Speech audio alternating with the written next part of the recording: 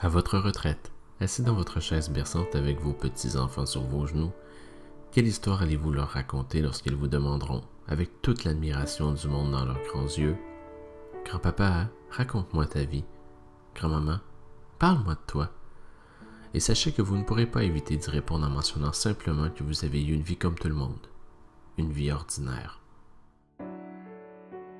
Les enfants ne jugent pas et savent instinctivement que chaque personne est une histoire à raconter.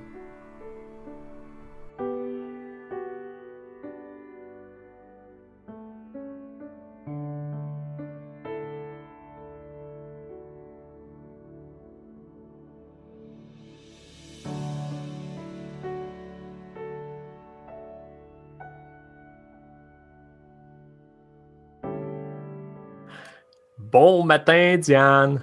Bonjour Jérémy, je t'invite chez moi.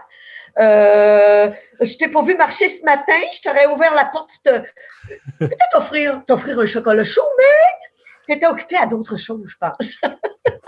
Ouais, ben en préparation de l'entrevue qu'on tient, j'ai changé mon itinéraire ce matin. Je suis quand même allé, mais au lieu de marcher 1 heure, j'ai marché 30 minutes. Là, j'ai triché un Bon, peu. parfait, parfait. Alors, Diane, toi et moi, on a eu la chance de se rencontrer il y a environ une dizaine d'années, alors que tu aménageais dans ta nouvelle maison dans les cantons de l'Est à Magog. Oui, oui. Nous, c'est un quartier dans lequel on s'était bâti. Alors, il n'y avait presque pas de maison sur la rue quand on a commencé. Et après ça, ben, les nouveaux visages ont commencé à se greffer à notre D'accord, environnement. oui. Et là, tu es arrivé comme un petit soleil dans nos vies. On s'est instantanément attaché à toi. Et là, je dis on parce que les gens le savent, mais j'ai des enfants qui sont maintenant rendus à bientôt 14 et 17 ans. Mais Oui, il y a 10 ans, ils étaient beaucoup plus jeunes. oui, Alors, oui, oui, oui. ils ont connecté tout de suite à cette étincelle-là que tu as dans les yeux. Tu sais, c'est facile avec toi. Et cet été, alors que je projetais faire une série de capsules sur le thème des rêves, pendant une marche, encore une fois, tu étais en train de racler le terrain, je pense, à Oui. l'extérieur. On s'est mis à parler. Et là, je t'ai posé quelques questions, puis tu me dis, mais tu sais, Jérémy, moi, des rêves, j'en ai accompli dans ma vie. Et pour m'en souvenir, j'ai inscrit ça dans un calepin. Oui. Et là, tu as piqué ma curiosité. Et c'est ce qui nous amène aujourd'hui, presque 8 mois plus tard, à avoir cette entrevue ensemble. Alors, ce calepin-là, est-ce que tu l'as avec toi? Ah, bien sûr. Ah, bien sûr, regarde. C'est ma petite grenouille. Puis c'est vraiment scellé comme les adolescents, avec un petit clip que tu déclipes. Donc, j'ai l'impression que peut-être que c'est ça qui attire les gens, les jeunes, à avoir un petit calepin à camoufler parce que j'ai pas de clé par contre, mais c'est mon petit calepin en cuir, c'est ma petite grenouille qui saute. Hey, tiens, je viens de la découvrir. Une petite grenouille qui saute de pierre en pierre pour arriver à quelque part. Ah, tu vois. Wow! Ça. Ah, regarde, Hein? tu me fais réfléchir, puis là, c'est une belle petite pensée. Oui, OK. J'ai cette chance-là d'être entouré de gens intelligents qui me disent que je les aide et je fais absolument rien. OK, OK. Le calepin que tu viens de nous présenter, ça aussi, ça m'a surpris. Et on s'est parlé aussi la semaine dernière pour préparer la présente entrevue, mais Oui, oui. la confidence que tu m'as fait, c'est ce calepin-là, j'ai commencé à l'alimenter il y a seulement 10 ans alors que tu avais 60 ans, c'est ça. Oui. Qu'est-ce qu'on retrouve dans le calepin? Est-ce que c'est trop indiscret? Non, c'est des choses que j'ai eu quelques rêves que j'ai inscrits antérieurement, que j'avais fait, pour me faire une espèce de cheminement. Mais en réalité, c'est vraiment à partir d'ici, parce que je me faisais une nouvelle vie. Okay. Fait que là, il fallait que je me fasse des marques à moi avec cette nouvelle vie. Et, on parlait des rêves, parce que c'est pas facile à distinguer rêve, projet, défi, puis le quotidien. Le quotidien comme pour nous donner des marques pour avancer juste dans la journée. Fait que je voulais tout simplement inscrire à quelque part que je m'étais recommencé une nouvelle vie. Okay. Sans nier ce qui s'était passé depuis ma naissance, depuis ma vie de jeune adulte, d'adulte, de maman, d'épouse, tout ça. Mais pour moi, c'était comme une petite référence. Okay. Parce que tu sais, là, toi, tu es toute jeune encore, à peine 40 ans. J'imagine qu'on s'aperçoit en vieillissant que ça va de plus en plus vite. Et une fois de temps en temps, j'ouvre le petit calepin et je me dis, ouf, déjà rendu là, déjà rendu là. Là, je me dis, hey, il faut marquer et faire des ratures. Oui. Moi, j'ai un Oui. agenda à tous les jours, j'écris à tous les jours. Puis après ça, je fais des ratures. Pour moi, c'est beaucoup plus symbolique que de dire, il y en a qui vont dire, ah, mais non, tu ne développes pas ta mémoire. Mais moi, je ne sais pas. Moi, c'est écrire, faire des ratures pour dire, oh, je l'ai fait. OK. Et là, est-ce que tu peux nous donner quelques exemples de ce que tu as raturé? Parce que moi, je le sais, tu me l'as raconté et ça m'a complètement acheté sur le derrière parce que les gens ont souvent l'impression que pour donner un sens à leur journée, à leur semaine, à leur vie, ils ont besoin d'avoir des rêves démesurés, alors que c'est tellement pas le cas. Bien, je vais faire un peu de coq à l'âne, sans nécessairement. Première page. Première page. Je l'ai inscrite là. C'est de manger du castor. Je l'avais dit. Je ne sais pas pourquoi. Ça m'est venu tout à coup. Ben, j'aimerais ça manger du castor. Quelle influence? Je ne le sais pas. Mais ça m'a pris 2 ans pour dire vraiment à mettre toutes les étapes pour pouvoir aller trouver du castor. Je ne pense pas que je cherche, que je trouve ça à mon épicerie. Puis là, de bouche à oreille, quand les gens je me suis mise plus à en reparler. Ah, on va voir une telle personne, une autre personne. Puis en fin de compte, tout ce que je faisais comme démarche, ça l'a abouti. Puis en fin de compte, en 2019, j'ai mangé du castor, mais avec une vraie recette là, d'un chef cuisinier du Château Frontenac à Québec, avec cuire le castor avec du cèdre sous comme un lit et me faire de la babiche. Parce que j'ai suivi, puis je l'ai mangé. Tu sais, c'était vraiment bon. Puis l'autre petit morceau qui restait, je voulais le partager avec ma petite famille, c'est-à-dire mon fils, sa conjointe et mes 2 petits-enfants. Sur le coup, eux, mangeaient du castor. Non, grand-maman ne mange pas de castor. Parce que c'est un animal qui est quand même noble. Mm-hmm. Mais là, je leur ai dit, écoutez, moi, je voudrais partager quelque chose, mais avec vous. Puis, je leur ai donné comme exemple, en me disant qu'il faut qu'il y ait une certaine ouverture d'esprit, qu'il y a peut-être l'année dernière, ils voulaient manger de la pieuvre pour Maël. On a fait des démarches. On est allé chercher des recettes. On a fait mijoter. On a fait des belles tables et ils ont adoré la pieuvre. Et fait que j'ai dit, mais j'ai partagé avec vous la pieuvre. Et si, maintenant, est-ce que vous pouvez partager avec moi le petit bout de castor qui reste?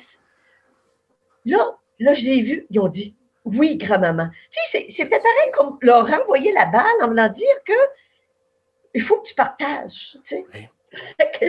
On a mangé du castor ici. Pas du castor. Oui, du castor, mais c'était merveilleux parce que un petit rôti de porc à côté, là, comme à l'ancienne mode, là, mais c'était bon. Mais j'ai aimé de le partager avec eux. Tu sais, je veux dire, parce que des fois, c'est le mot partage que moi, je pense que j'aime bien, avoir là, aussi. Là. Ouais. Puis je crois que ça fait partie de mon leitmotiv. Là, je ne veux pas trop entrer dans les détails. Et un autre, si je recule un peu, si j'avance un peu, j'ai fait du deltaplane parce que c'était un désir. Et peut-être aussi un des rêves, c'est d'écrire mon nom sur une pierre. Okay. Tu sais, quand tu te promènes sur les autoroutes, là, tu as toujours des belles roches plates. C'était invitant. Là, je voyais, les noms. Ben, je dis, moi, je voudrais le faire, mais je n'osais pas ici. C'est trop à proximité des gens qui pourraient peut-être donner des contraventions. Est-ce que c'est légal d'écrire sur des pierres sur le bord d'une autoroute? Ça, je n'ai pas fait la recherche. Est-ce que c'est illégal? Je ne sais pas. Mais à un moment donné, en 2017, mon copain et moi avons fait un petit voyage à Côte-Nord. Et là, il y avait des belles pierres plates sur la 138. J'ai dit, moi, il n'y a pas personne qui me connaît ici. Fait que j'avais en secret, je n'avais pas parlé à mon copain, en secret, j'avais mis une canette de peinture blanche.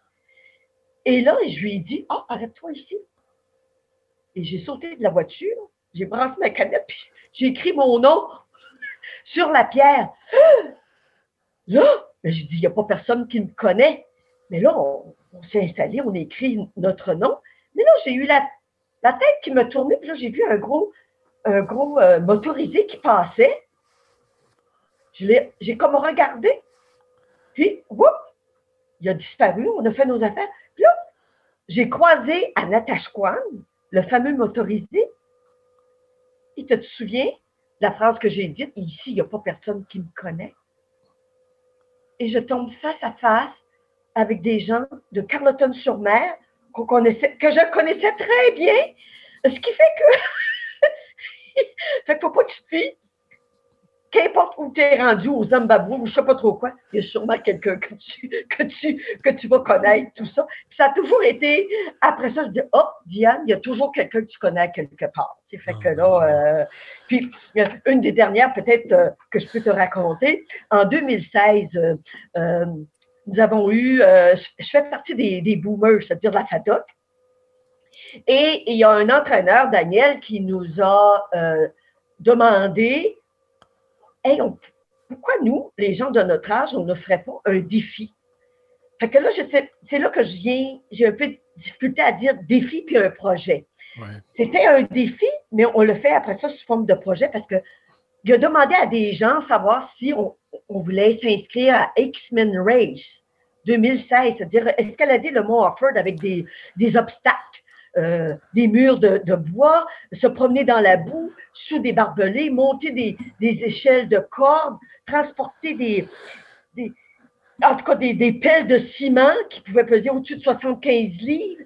En tout cas, tous les genres de petits défis comme ça, passer dans des rouleaux et passer la tête la première pour tomber dans une mare de boue. Fait que, on a dit, écoute, il y avait monsieur de 75 ans, une dame de 72 ans, une autre dame de 69 ans, 65 ans, l'entraîneur qui n'avait 60, son copain qui n'avait 50 et sa fille qui n'avait 30.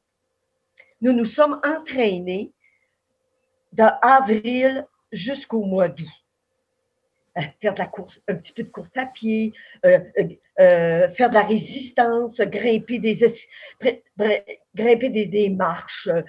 En tout cas, vraiment un bon entraînement. Tu sais, la côte à Notacle, là, quand tu pars là, du camping, là, ben, on le fait, ça, là. À pied, un petit peu de course, à pied, hey, il faut le faire. Oui, il faut le faire. Mais on se respectait quand même là-dedans, mais on le fait. Ce qui fait que, exactement, le 20 août 2016, avec le petit groupe que je te nomme, on a réussi à le faire en 3h57. Et c'était très bien pour notre groupe.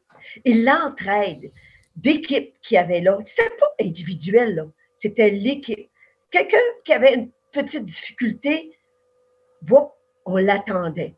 À un moment donné, une de mes copines, à un moment donné, elle avait de la difficulté à monter, tu sais, la 4 km, là, à un moment donné, avant de bifurquer dans le bois. Écoute, on a dit, enlève donc ta brassière. Enlève-la ta brassière, tu sais. Fait que, elle l'a enlevé, elle a rangé ça quelque part, ben, elle était beaucoup plus libérée, là, tu sais, je veux dire, tu sais, c'est tout, on riait, c'était cette petite, je sais pas, petite tape dans le dos quand on en avait besoin. Hey, quand tu grimpes un mur je sais pas, là, à un moment donné, il y en a un qu'il faut qu'il pousse sur les fesses pour pouvoir grimper par-dessus, là, tu sais, je veux dire, mais on s'était entraîné, puis on avait, fait que c'est ça que je retiens, tout ça. C'est énorme. C'est énorme parce que le X-Men Race dont tu parles, je l'ai fait 2 fois, 2 années de suite. Ah oui. Mais je m'entraînais, je faisais du CrossFit en gymnase avant. Bon, dans ma tête de jeune, je devais, ça fait 5-6 ans, j'étais mi-trentaine, fait que j'ai dû jouer beaucoup dans Lego. Ouais, je l'ai joué beaucoup dans Lego dans la performance. Tu sais. Je suis ressorti de là, j'avais des bleus partout, je saignais de partout parce que j'avais voulu y aller beaucoup trop fort. Je l'ai complété rapidement, mais ça a été dur. Et là, toi, tu avais 65-66. Oui. Ben oui, c'est ça. Tu sais. Ben oui. Mais ce qui fait que, toi, est-ce que tu l'avais fait d'une façon individuelle ou Oui. avec une équipe? Oui, OK. Oui. Mais en tout cas, moi, toute ma vie, le travail d'équipe a toujours été, ça a fait partie de ma vie. Ce qui fait que là, encore, je crois que elle, ça y va, ou lui, s'il y va, moi aussi, je vais y aller.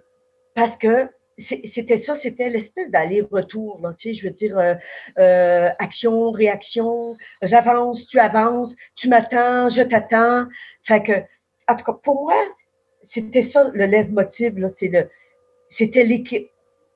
C'était l'équipe qui m'a beaucoup aidé, tout ça. Là, ce qui me vient en tête, parce que je t'écoute, puis c'est vrai à tous les âges, puis c'est vrai en fonction de tous les projets, les rêves, les défis, appelons-le comme on veut, mais si tu avais, si je te demandais qu'est-ce que tu as trouvé le plus satisfaisant entre l'atteinte de l'objectif ou toute l'aventure, tout le parcours qui t'a mené à l'atteinte de l'objectif, est-ce que c'est le chemin ou l'atteinte? Qu'est-ce qui t'a le plus fait vibrer, toi? Là, en réalité, c'était quand même toute la préparation aussi, parce qu'on avait vraiment réalisé que tu ne peux pas du jour au lendemain improviser et dire « Oh, moi, je vais aller le faire. » Non, non, c'est pas vrai. C'est pas vrai. Qu'importe que ce soit la course à pied, que ça soit du patin artistique, du hockey, c'est que tu as toujours une préparation avant. Tu sais, je veux dire, moi, c'est ça qui m'a comme aidé. Puis, dans l'action même, il y a eu une espèce j'ai eu une vision. Tu sais, quand je te parlais des rouleaux, à un moment donné, il faut que tu passes vraiment en 2 rouleaux et tu passes la tête la première. Et l'image que je me suis vue, c'est que je me suis vue accoucher de ma mère. Je me suis vue naître au monde. Parce que j'étais... En tout cas, je te raconte ça, mais ça dure 3 secondes, cette pensée-là, parce que tu ne peux pas t'arrêter et dire « M'asseoir, je réfléchis à ça. » C'est pas ça, là, tu n'as pas le temps, là. Mais quand je me suis mis la tête en premier dans un rouleau, puis je me suis vue c'est-à-dire comment? Accoucher, naître au monde. Là, j'ai dit, mon Dieu, je suis en train de mettre au monde à travers de ma mère, là, tu sais. Puis j'ai tombé dans le bout. Puis là, après ça, whoop! Est-ce que je suis en vie? Tu sais, je suis en vie, là, tu sais, je vis, là, tu sais. Fait que là, après ça, j'ai continué. Mais c'est une idée, alors, du trajet que j'ai pensé. Mais comme je te dis, c'est des éclairs. En tout cas, je me... C'est un éclair, mais ça marque après, parce que toi, tu m'en parles là. C'est une image qui reste forte là, après ça. Ben, c'est hyper fort dans la symbolique. Ah oui. Hey. Ah oui. Et après, c'est une fois, là, parce qu'à un moment donné, tu n'as plus de spectateurs parce que tu rentres dans le bois, tu as les défis qui sont à l'intérieur, tout ça. Mais quand nous avons redescendu, c'était passer vraiment dans la boue, là, puis passer dans des tunnels, grimper dans les fameuses cordes. Et après ça, il y avait 2-3 personnes qui nous accueillaient. Là, comme moi, j'avais des gens qui étaient venus me voir, mais ils ne pouvaient pas me suivre tout le long du trajet, parce que sinon... mais c'était cette espèce d'accueil, on le fait, et de prendre nos douches après. Après, là, quelle bénédiction, une douche là, qui était en bas, là, qui se lavait. Là. Puis, waouh! Puis là, je me souviens quand je suis revenue à la maison, j'ai commandé une pizza. Au diable, le souper, on se commande une pizza, mais j'étais encore assez sur l'adrénaline, là, écoute, je ne tenais pas en place. Et après, nous sommes partis, mon copain et moi, et nous avons marché 10 kilomètres. Non. Jusqu'à temps que mon adrénaline soit complètement libérée. Et j'ai trouvé ça important. C'est pareil comme ça serait le post X-Men Race, qu'il fallait que je libère ça, sinon je n'aurais jamais été capable. C'était comme pour revenir sur Terre aussi. Là. Mais t'es incroyable. Ah oui, on est comme parti, puis je me souviens quand on s'était rencontrés, parce qu'on s'est rencontrés dans la même année, j'ai dit, toi, aimes-tu ça être dehors? Ben, il dit oui. Mais là, écoute, t'as pas qu'il me suivait, là, tu sais. Mais j'étais comme contente de faire ce post-activité-là pour qu'après ça, je puisse me détendre, me détendre. Ouais, En tout cas, moi, je l'ai ressenti. Je l'ai vécu comme ça. Peut-être qu'une autre personne l'a vécu d'une autre façon, mais moi, je l'ai vécu comme ça. Qu'est-ce que tes enfants ont dit de toi à ce moment-là quand tu leur as annoncé que tu ferais ça? Il était pas surpris, puis en même temps, il devait être quand même avoir une certaine fierté, mais il était comme pas surpris, là, tu sais, parce qu'eux, ils me voient pas vieillir, hein. Ouais. Tu sais, eux, c'est maman. C'est maman qui les a quand même toujours à peu près suivis, là, tu sais, même si au début, je disais toujours non, non, non, non, oh non. Puis là, en fait, OK, oui, oui, oui, oui. Puis après ça, satisfaction, tu sais. Je vais, pour le bénéfice des gens qui nous écoutent, je vais mettre en lien dans la description ou à quelque part le lien vers le X-Men Race pour que vous puissiez voir. Il y a là plein de photos des épreuves dont Diane vient de parler. Ça ajoute un tout autre niveau à ce qu'elle vient de nous raconter. Vous allez voir, c'est absolument trippant. Regarde, est-ce que je peux te montrer ma médaille? Ben oui. Regarde, ça, c'est ma médaille. Tu sais, je veux dire, 2016, c'est marqué les survivants. Je m'étais plus adonnée à relire. C'était marqué les survivants. Et je l'ai montré à mes deux petits-enfants pour dire que moi aussi, j'étais capable d'avoir des médailles. Grand-maman est capable d'avoir des médailles. Parce qu'ils ont des médailles pour les Olympiades à l'école, pour le soccer, tout ça. Mais moi, j'ai une médaille, moi aussi. Et grand-maman a une médaille avec une tête de mort dessus. Ça, oui. c'est hot. Oui, c'est ça. Oh my God. Le calepin que tu viens de nous présenter, parce que ça, dans les notes d'entrevue, quand on s'est préparé, toi et moi, c'est ce qui m'a un peu débousselé, je t'avouerais, Diane, parce que je te demandais, ce calepin-là, tu l'as depuis seulement 10 ans. Est-ce qu'il y en a eu d'autres calepins avant? Et là, tu m'as dit non, Jérémy. Et là, je vais te laisser nous expliquer ce qui t'a amené à avoir ce calepin-là il y a 10 ans et pourquoi il n'y en a pas eu avant?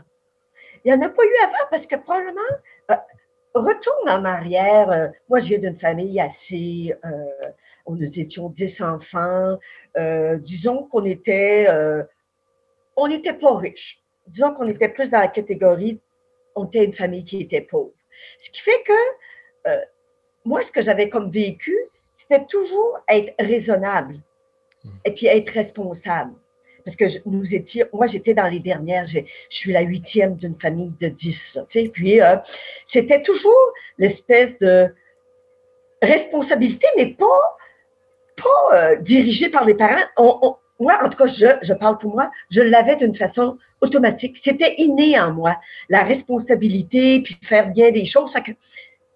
On n'avait pas le temps de rêver, puis on n'avait pas de place pour écrire. Comprends-tu? Parce que tu couchais, tu n'avais pas ta chambre à toi. Si toi, tu te mettais à écrire à 11 heures le soir, l'autre dormait à côté de toi. Ce qui fait qu'on n'avait pas cette intimité-là qu'ont l'opportunité les jeunes aujourd'hui, d'avoir ta chambre, d'avoir une pièce, tout ça. Moi, ce que je me souviens des fois, là, j'aimais beaucoup lire. J'allais lire dans la salle de bain, assis. Parce que je dérangeais pas personne. Puis, tu sais, supposons que toi, si tu débutes un livre, puis tu veux voir la fin, mais là, l'autre veut se coucher, puis elle veut dormir, ben, ce qui prouve que tout se passait quand même. Mon agenda était quand même dans ma tête, mais je ne pouvais pas nommer les mots agenda parce qu'on ne connaissait pas ça. Tu sais. Fait que là, tu sais, c'était plus beaucoup d'interrogations, c'était plus... en réalité, ma vie, que ce que je me souviens vraiment bien, à cause de la responsabilité individuelle, c'est peut-être vers 14 ans, à un moment donné, que j'ai commencé à me poser des questions. Hey, je m'en allais me promener sur la rue Alexandre à Sherbrooke, là, puis il y avait des vitrines, puis je me voyais et je me disais, oh, c'est vraiment moi. C'est moi, qui suis-je? Fait que, mais je ne l'écrivais pas sur un bout de papier. Je m'interrogeais comme ça. Tu sais, fait que là, et j'ai fait quand même, avec une certaine intuition, les signes, tu sais, les signes de la vie, mais à ce temps-là, on n'appelait pas ça des signes parce qu'on ne le savait pas. Tu sais, je veux dire, tu sais, des circonstances, tout ça, là, tu sais. Fait que... Aïe, aïe. Et alors, mais à ce moment-là, c'est ça. Là, bon, ça, c'est le bout, tu étais enfant. Est arrivé à quelque part l'amour dans tout ça? Et tu n'étais pas très vieille, là. Non, mais tu sais, entre 14 ans et j'ai rencontré mon futur époux, j'avais 22 ans, mais tu sais, je m'installais tranquillement dans ma vie. Il y a eu toutes sortes d'événements qui me faisaient comme avancer, là, tu sais, fait que là, c'était, comme à 14 ans, à un moment donné, je me suis mise à les garder dans une résidence dans le Nord. Mais tu sais, dans le Nord, pour nous, c'était inaccessible.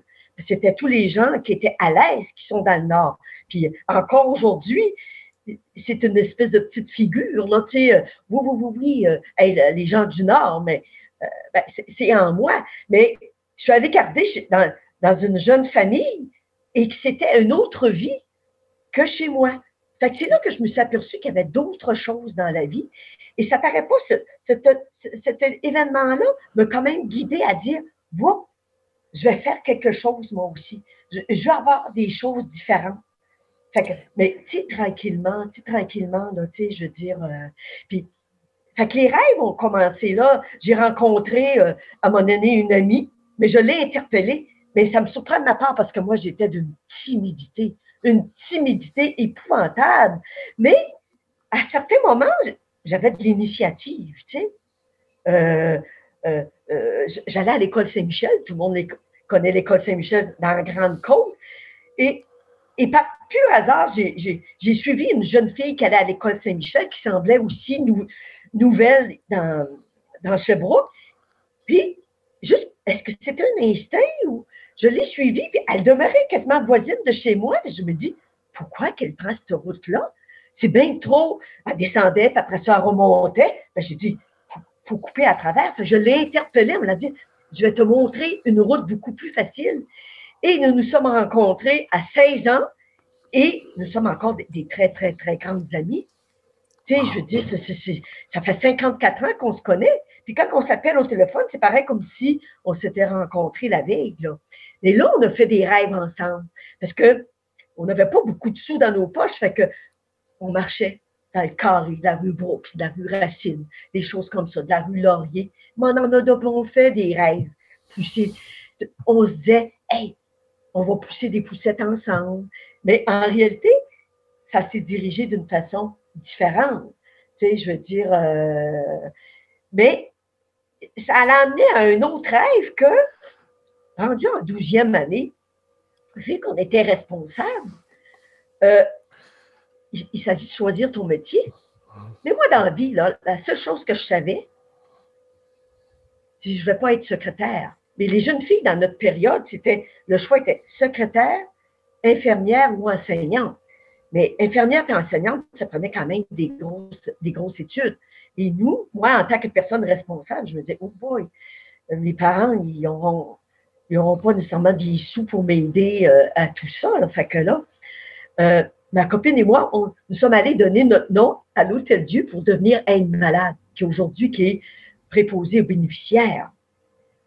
Fait que nous sommes allés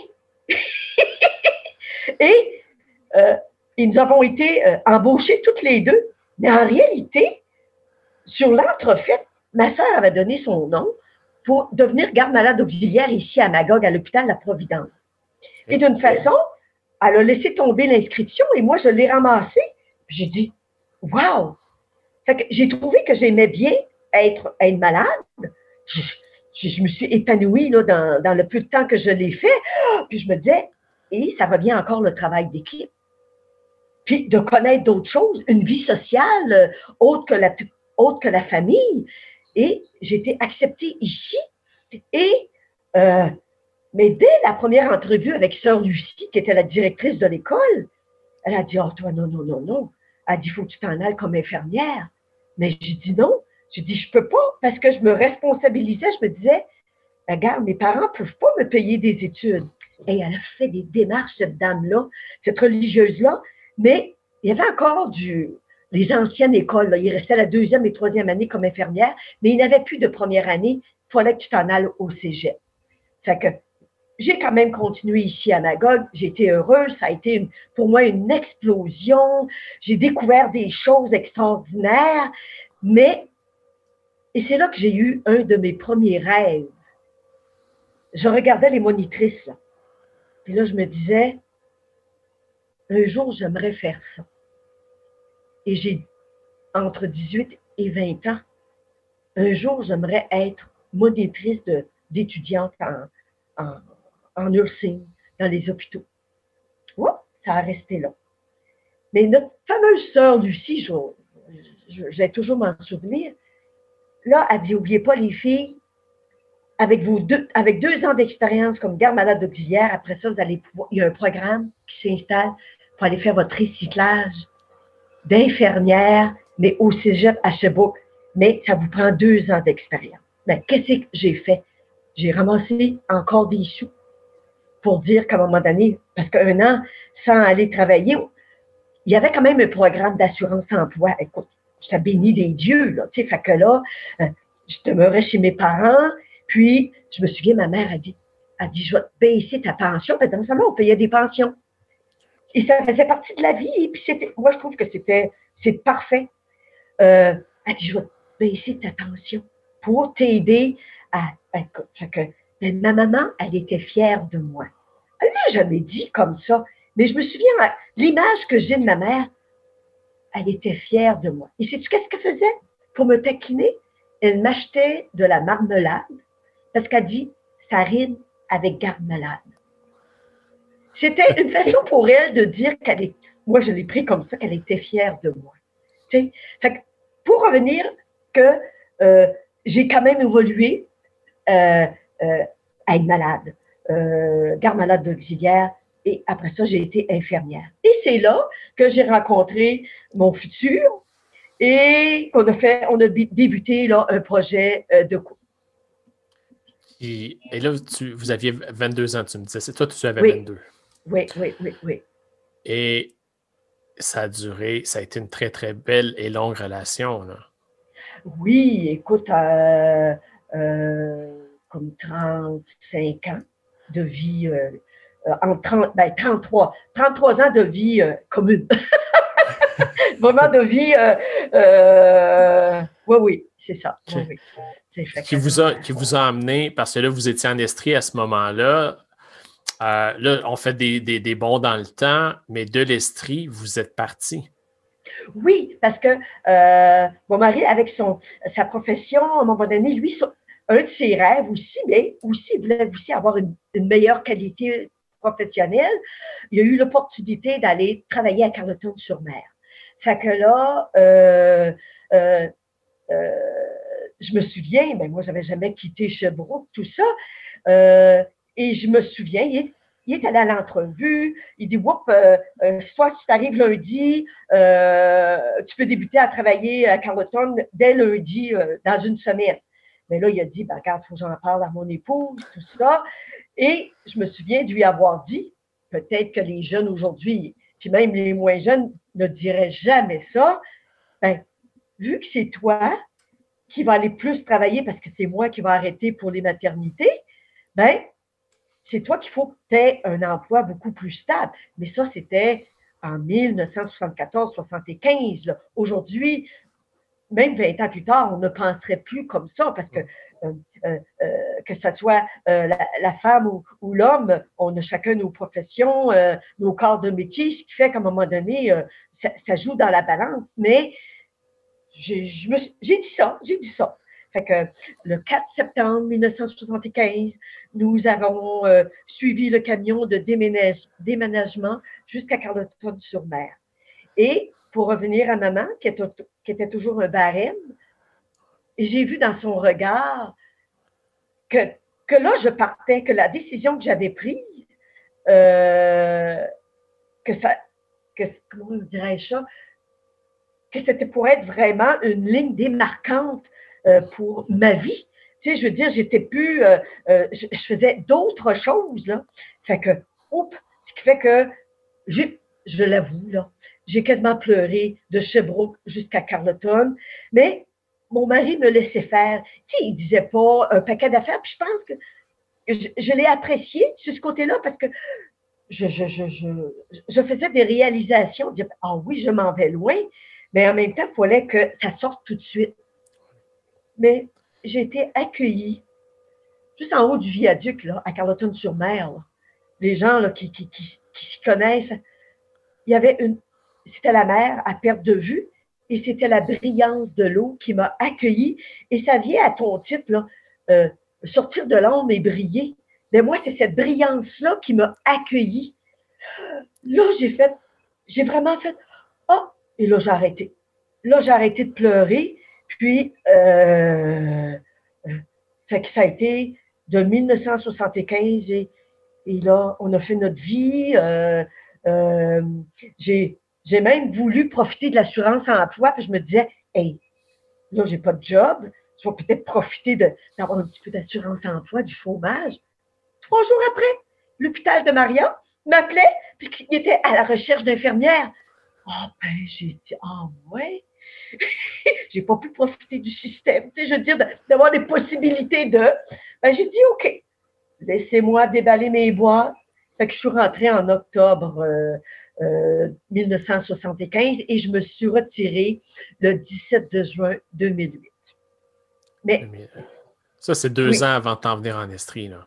Oui. 2008. Ah oui? 2008. Oui. 2-3 ans, oui. Oui. Fait que là, ben non, j'avais. OK, le 5 ans, 2005, à cause de mon époux qui était décédé en 2005, là, c'est ça là, qui peut nous mêler, là, tout ça. Là, et ça a été aussi, parce qu'évidemment, quand on est avec une personne et qu'on bâtit sa vie aussi longtemps, qu'on se déracine, parce que tu es parti de ton Estrie, tu l'as suivi. Quand cette moitié-là nous quitte, et là, toi, c'est arrivé subitement, c'est ça, hein? Oui. C'est ça. C'est pas quelque chose qui s'était préparé, c'était pas une maladie dégénérative que tu aurais pu voir arriver. Non. C'était même lors de vacances. Imagine-toi, on était dans une période de vacances avec un autre couple d'amis, on va dire en Nouvelle-Écosse. tu décides pas à la porte de ta maison, tout ça. Puis, assez que quand j'appelais mes amis pour aviser du drôle d'événement, du fâcheux événement, les gens me répondaient, ben non, vous êtes en vacances. On a dit, ça ne peut pas arriver, tu n'as pas le droit. Vous êtes en vacances. Fait que là, ça a été toute la très grande démarche, tout ça. Là, mais ça ne m'empêchait pas, entre 1975 et 2005, parfois de penser, parce que je venais quand même régulièrement en Estrie. Mon mari ne me suivait pas nécessairement à cause de son travail, mais moi, je partais avec un petit, je partais avec 2 petits, je partais avec 3 petits, et je faisais mes 800 kilomètres pour venir me ressourcer en Estrie. Mais j'avais quand même dans ma tête un rêve. Tu sais, des fois, c'est enfui, là, tu sais, je veux dire, mais je l'avais. Fait que là, je me suis dit, là, ça m'a comme ressurgi, mais je l'ai tassé parce que je me disais, c'était pas le temps de penser à tout ça. Là. Ce qui fait que des rêves, il faut toujours réfléchir que c'est pas dans l'immédiat. C'est vraiment pas dans l'immédiat. Ça peut s'étaler sur des très longues années. Pour revenir à l'exemple, quand j'avais en 18 et 20 ans et je rêvais d'être monitrice, mais ça m'est arrivé en 1999-90, quand j'ai voulu changer, je me suis posé la question, tu sais, à 40 ans, là, le mi-temps de la vie, je ne sais pas s'il y a beaucoup de gens qui l'expérimentent, tout ça. Ben moi, je l'ai expérimenté 89, 90, 91. On va dire, qu'est-ce que je refais? Est-ce que je me remets en question, puis tout ça? Et j'ai sorti de l'hôpital pour aller au cégep. Une année de bonheur à côtoyer des jeunes. Et là, des jeunes qui sont extraordinaires, avec des projets, des rêves qu'ils réalisent. Moi, je l'ai appelé ma période de fontaine de jouvence. Oh wow. Je me suis allée me ressourcer avec des jeunes de 17 ans, 18 ans, mais il y avait un côté adulte qui revenait aux études. Puis on côtoyait ça, puis c'était extraordinaire. Et ça, tout ça, ça m'a amené à m'acheminer vers la formation professionnelle à polyvalente. À un moment donné, qui avait besoin de formateur. Fait que je suis rentrée dans l'équipe d'enseignants à la formation et j'ai fait de l'enseignement pratique, théorique en premier, pratique, et j'ai fait des stages. Fait que le fameux rêve de devenir monitrice, et je l'ai fait. Je l'ai fait. Et je suis même retournée à l'université pour aller faire mon certificat en andragogie, c'est-à-dire en éducation des adultes. Hey, là, fait que pour dire que les rêves, je l'avais fait, fait que là, je le faisais quasiment 23 ans plus tard. Et le rêve en 2005, que je pensais tout le temps dire, oh, à un moment donné, peut-être qu'un jour, je retournerai dans l'esprit. Et par contre, ce qui m'a rendu triste à ce moment-là, est-ce que parfois ça prend des mauvaises expériences, des drôles d'événements pour faire réaliser ton rêve? Oh! Et là, ça me j'ai voulu comme tout fermer les livres parce que je trouvais que c'était pas de belles pensées. C'était. Est-ce que tu connais, je sais pas si vous comprenez ça, que dû à cet événement-là, que je devrais utiliser ce mauvais événement-là pour réaliser un rêve. Est-ce qu'un rêve, c'est supposé être joyeux? Et tu vois, le parallèle que je peux faire, Diane, souvent, c'est ça l'humain, hein, pour vivre quelque chose de grand. Soit il va vivre un grand choc, une grande douleur, ou le rêve va être tellement fort que ça va attirer, puis ce ne sera pas. Mais ce que tu nous partages là avec le décès de ton conjoint, Yannick Anctil, qu'on a reçu en entrevue, en fait, l'entrevue juste avant toi. Yannick, lui, début de la vingtaine, sa vie, elle était placée. C'était un professionnel. Il est en avance sur ses copains, maison, copine, un enfant, tout le kit. À 30 ans, il est en affaires, faillite d'1,2 million. Sa copine de l'époque le quitte. Lui est en affaires dans la rénovation. C'était pas ça son rêve. Mais il l'avait enfoui. Et quand est arrivé cet événement-là, il est venu se rebrancher. Ce que Yannick me disait, c'est des rêves, Jérémy, c'est comme des boomerangs, c'est comme des élastiques. Ils finissent toujours par nous rattraper si on est réceptif. Oui. Et cette grande étape-là qu'il a vécue à 30 ans fait de lui la personne aujourd'hui qu'il est à vivre pleinement son rêve au niveau des... Alors, des fois, j'ai l'impression que oui, ça peut prendre une épreuve, ça peut prendre plein de visages, il faut juste être prêt à... Parce que honnêtement, tu aurais pu... Le décès de ton conjoint aurait pu arriver, tu aurais pu t'écraser et fermer les livres. Tu aurais pu. Avec tous les événements, il fallait que je règle des choses, là, tu sais, qu'à un moment donné, en affaires, régler la succession. Il fallait que je règle la succession. Fait que ça me tenait l'esprit. Et ma fille, elle a eu une de ces grandes générosités, Marie-Hélène. Elle est venue, dans ce temps-là, elle avait 2 enfants. Elle est venue passer 3 mois avec moi. Elle a laissé son domicile, puis elle a dit à son mari, ben moi, je m'en vais 3 mois chez maman. Et c'était comme comique, parce que moi, les petits-enfants, je ne les connaissais pas. J'avais vu la petite Simone à 4 mois, puis après ça, je n'avais comme pas revu. Fait que j'ai pu apprendre à être grand-maman à travers... C'est pour ça que je me dis, c'est des drôles de circonstances. J'ai appris à être grand-maman pendant 3 mois de temps, avoir des petits bouts de chou qui se promènent, là. Puis, hey, je leur ai fait connaître que c'était des bonhommes de neige. Parce que eux, en Irlande, il n'y a pas de neige. Écoute, fait que c'est extraordinaire. Fait que c'est bien. C'est bien. Ce qui est merveilleux avec ton histoire, et c'est drôle parce que la vie a fait que tu es la dernière entrevue que je réalise, mais tu viens faire une espèce de wrap-up des entrevues qui ont été réalisées avec les autres. Est-ce que tu viens de dire là que tu as appris à devenir grand-maman suite au décès de ton conjoint? Mario, qui a été la première entrevue, lui, il a toute une relation avec la mort. Il a été accompagnant au niveau des familles endeuillées. Il a frôlé la mort à plusieurs occasions. Il a pensé se donner la mort. Et la citation que j'ai retenue d'entrevue qu'on a eue, lui et moi, parce que ça m'a complètement déstabilisé, il m'a dit, tu sais, Jérémy, la mort, c'est plein de vie. Et j'ai fait, mais voyons, toi. Et là, je me demandais comment ça pouvait s'appliquer. Et là, toi, ce que tu viens de nous dire là, c'est que suite au décès de ton conjoint, ça a ramené tes petits-enfants dans ta vie.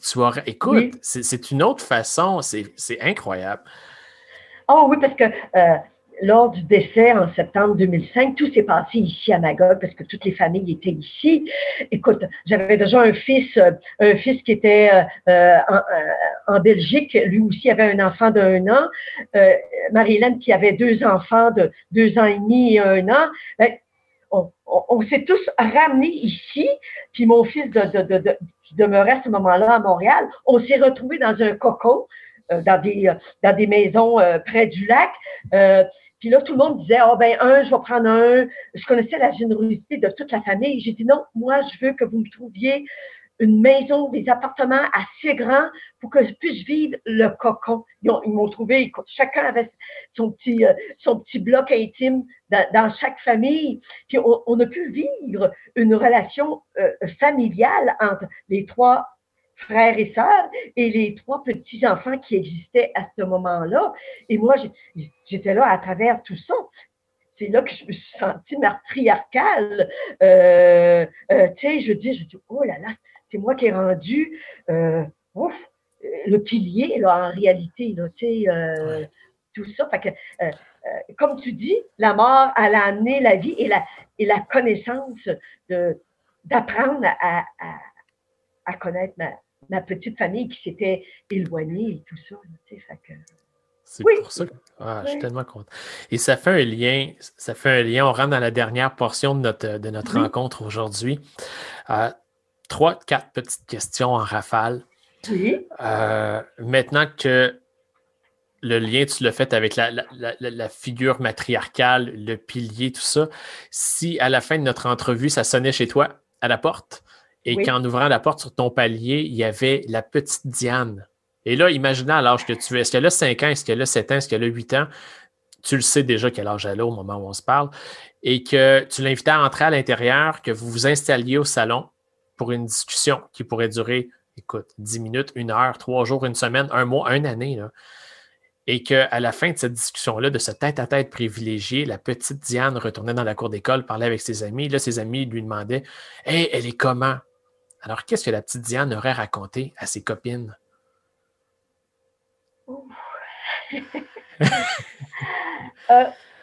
Attends, OK. C'est qu'à un moment donné, si aujourd'hui, nos enfants ont chacun leur place, mais ça revient toujours à des très grosses familles. C'est qu'à un moment donné, c'est d'essayer de se trouver sa place à travers cette quantité de frères et de sœurs. Mais les possibilités à ce moment-là n'étaient pas là, mais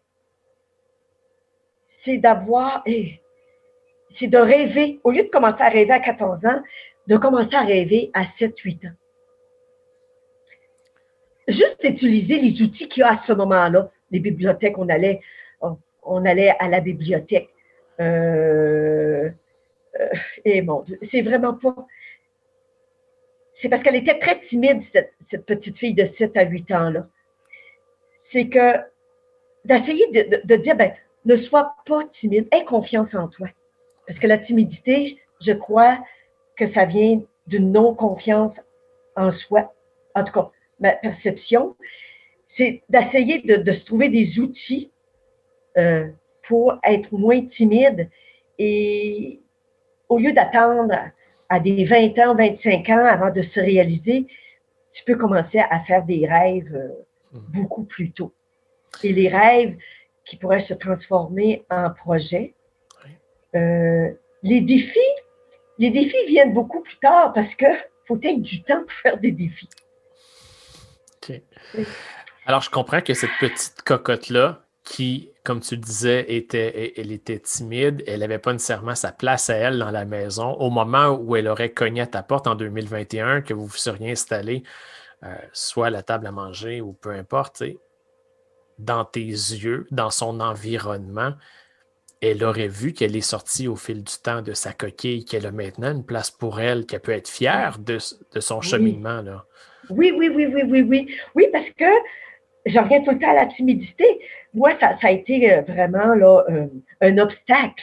Écoute, tu sais, quand des fois, vu que je travaillais là, dans des hôpitaux à un moment donné, s'il y avait un professionnel qui me parlait, je me sentais rougir, là. Puis, tu sais, tu te baisses la tête, là, parce que tu te sens rougir, là. Mais à un moment donné, ça a disparu. Mais comment, je ne sais pas. Je ne sais pas. C'est peut-être en accumulant, justement, cette confiance en soi, ce qui fait que augmente ta confiance et tranquillement, ta timidité va baisser. Puis là, à un moment donné, oui, parce que j'ai fait un paquet d'autres choses que je me disais, ah, j'ai fait ça, moi, j'ai fait ça. Tu sais? Autre question dans le même ordre, mais on va y aller à l'envers. C'est la première fois que je la pose comme ça à un de mes invités. Alors, tu es la privilégiée à qui je la pose de cette façon-là. Oui. C'est universel, on le sait tous. Sur une pierre tombale, il y a toujours, quand on y fait face, à gauche, la date de notre arrivée dans le monde. Il y a à droite un endroit vacant pour la date à laquelle on fera notre départ, aura lieu le départ. Et entre les deux, il y a un trait d'union. Le trait d'union, il a beau être petit. Moi, j'aime croire que c'est le sens qu'on a donné à cette parcelle d'éternité-là qui nous appartenait. Alors, si on avait un mot, un seul, à accoler sur le tiret, ton tiret, quel mot ce serait? Oh, juste un mot. Mm-hmm. Je mettrais le mot vie, tout simplement. Tu sais, j'avais dit, je m'étais marqué, là, le vrai mot, là, moi, j'ai eu une belle vie.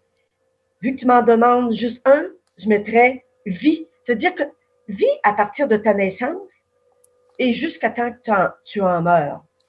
Tu sais, que la vie décide de venir te chercher, mais c'est le mot vie. Vis là ta vie. Tu sais, moi, j'ai eu beaucoup, je disais beaucoup des fois à certaines expériences, non. Mais après ça, je me suis aperçue que j'ai dit oui. Puis, ça m'a amené, tu sais, parce que j'aurais pu dire non, là, il y a 2 semaines, quand tu m'as invité à faire, parce que là, tu vas chercher des mots, des moments privés de ta vie, des émotions qui montent. Mais en réalité, c'est la vie. Vis là ta vie. C'est pas l'autre expression. Vis ta vie avant de mourir. En tout cas, quelque chose comme ça. Il y a une expression, puis vive le moment présent. C'est certain que cette fameuse phrase-là, à 30 ans, on ne sait pas qu'est-ce que ça veut dire, pour se dire, de la foutaise. Mais rendu à 60 ans, 70 ans, 75 ans, 80, ben, tu es capable de vivre plus le moment présent. Puis, avec cette pandémie-là, tu la vis encore. J'ai hâte de sortir de la maison puis de pouvoir faire des embrassades à tout le monde, mais il y a d'autres choses qui se présentent. C'est comme là, juste ton expérience avec toi, écoute, c'est un autre. Je vais le mettre là, dans mon petit livre là, que j'ai fait. Je ne l'ai pas encore écrit, là, mais je vous le dis, ça fait partie. Est-ce que c'est un défi? Est-ce que c'est pas. C'est quoi? Je ne sais pas dans la sémantique, hein? Puis on a tout notre niveau de confort avec. Il y a une école de pensée qui dit que les rêves, tant qu'ils ne sont pas mis en action, sont des rêves, mais que pour qu'ils puissent se réaliser, on doit les traduire en projets avec des objectifs, pour les asseoir, pour ne pas juste rêver dans les nuages, mais vraiment se donner une façon d'évaluer nos avancées et de voir où on est rendu. Le défi, quelle place il a dans tout ça, je ne le sais pas, mais l'important, c'est qu'il y en ait. Ça, c'est clair. Oui. Partant de ce principe-là, où, comme tu le disais, la pandémie, est venue un peu brasser, évidemment, les cartes, est venue brasser notre quotidien. Qu'est-ce que tous ceux qui t'écoutent, qui nous écoutent actuellement, qu'est-ce qu'on peut te souhaiter pour la prochaine année, les prochaines années? Hein? Comme projet? Oh là, c'est parce que moi, les gens ont peut-être plus de possibilités, mais moi, sur 3 enfants, j'ai 2 enfants européens avec 4 petits-enfants. Ça serait d'être capable de prendre un avion et d'aller les voir, ou eux qui puissent prendre l'avion et de venir me voir. Tu sais, moi, j'ai beaucoup adapté leur situation en me disant, moi, je me suis raisonnée, j'ai dit, il y a des choses que tu ne peux pas défaire dans la vie. Si je leur avais dit, regardez, pourquoi vous partez? Parce que lors du départ de mon époux en 2005, j'avais déjà 2 enfants qui demeuraient en Europe et mon cadet, lui, faisait ses études à Montréal. Ce qui fait que j'étais toute seule, mais j'ai eu une aide extraordinaire de mon fils de Montréal. Et c'est là que j'ai décrété que lui était une vieille âme. Il avait 25 ans à ce moment-là et j'ai vu qu'il y avait une vieille âme. Il me fait faire des affaires tout à fait extraordinaires. J'ai-tu le temps de raconter un exemple de sa vieille âme? Ben oui. C'est que nous étions à Halifax. Mon mari, on avait fait les démarches pour le débrancher, tout ça. Puis, on l'assistait, là, on était près de lui là, à tous les moments. Mais à un moment donné, moi, il fallait que j'y aille dormir. Mais il n'y avait plus de place à l'hôtel parce que c'était comme c'était la fête il y avait la fête du travail, ce qui fait qu'il n'y avait plus de... Tout était plein. Fait les gens à l'hôpital nous avaient donné un endroit pour aller dormir, mais moi, je suis allée dormir à l'hôtel après tout ça parce que j'ai dit, il faut que je me repose. Et là, j'ai dormi.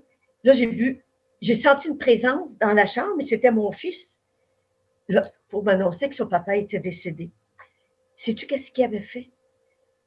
Il a juste 25 ans, là. Il a demandé à l'infirmier des couvertures chaudes. Il a couvert son père, il a enveloppé son père dans un cocon. Il est venu me chercher, puis il me dit, « Maman, couche-toi à côté de papa. » Et j'ai tombé endormie. Il m'a laissée toute seule, il a refermé la porte. Puis, je ne sais pas, j'ai même pas voulu regarder combien de temps j'y avais demeuré. Et là, il y a une voix qui me dit, « Maintenant, Diane, c'est le temps de partir. Lève-toi et pars. » Je me suis levée, je lui ai dit adieu et j'ai sorti. Mon fils attendait. Et là, mon fils, après, il a dit que le personnel infirmier, il en pleurait. Il en pleurait. Parce que, je dis, OK. Fait que là, la page, elle était tournée. Mais moi, en tant qu'infirmière, j'en avais vécu des situations que des gens étaient très peinés, mais nous étions là. Fait que le personnel nursing, infirmier, il était là. Et c'est pour ça que j'ai toujours dit que mon fils Cédric était une vieille âme. Est-ce qu'un jeune homme de 25 ans aurait pensé de faire ça? Je ne sais pas. Ça lui appartient. Et ça, je l'aurai tout le temps. C'est un beau souvenir. Bon, OK, je ferme les parenthèses. Ah non, mais c'est une des plus belles parenthèses qu'on aurait eues, Diane. C'est super gentil d'en avoir parlé. Oui. Alors, ce que je retiens et ce qu'on retient tous, c'est que pour les prochaines années, on te souhaite 1 million de câlins petits et grands. Avec ta famille, des billets d'avion à profusion pour qu'ils viennent te voir et que tu puisses aller les voir et qu'ensemble, vous puissiez continuer à écrire votre belle histoire. Là. Ah oui, je me le souhaite et merci. Et je vais l'écrire. Je vais l'écrire que tu me souhaites des allers-retours en avion. Mais ça ne sera pas tout de suite, hein, parce que je crois que l'avion devient un petit peu une espèce de phobie. Là. Et tu sais, quand tu passes 7 heures ou 8 heures là, en avion, on va être obligé vraiment d'être être assuré d'une protection là, sanitaire là, au maximum. Là, mais grâce à toute la technologie, et je crois que c'est ça qui m'a aidé, moi, à continuer à être une maman, puis une grand-maman, parce que on se voit. Tu sais, fait que ça a beaucoup aidé. Je te laisse faire la conclusion. Écoute, je te remercie 1000 fois, je t'envoie plein de bisous. Je suis heureux que tu aies choisi de revenir en Estrie au moment où tu l'as fait et que ma famille et moi, on a eu la chance et qu'on a la chance encore de partager une partie de ta route. OK. Et à tous ceux qui nous écoutent, je vous remercie. Vous avez été avec nous pendant 4 entrevues de personnes incroyables. Et s'il y a un message que je veux absolument que vous reteniez, c'est que tous ces gens que j'ai eu la chance d'interviewer sont des gens de mon quotidien, des gens que je connais. Vous en avez plein dans votre vie. Oui. Des gens, et je le dis toujours sans que ce soit péjoratif, des gens extraordinaires, des gens ordinaires, pardon, qui ont décidé de mener une vie extraordinaire. Alors, chaque personne est une histoire à raconter et le défi que je te lance, c'est la tienne, c'est quoi? Alors, et voilà. Alors, un gros merci, Diane. Merci. Un gros bisou et à très bientôt. Puis, je te sers ça, puis là, c'est bon, de toute façon. Fait que je te laisse fermer parce que je ne sais pas quel piton peser. Ça marche, je m'arrange avec tout ça. OK, c'est bon. OK, bye. Bye.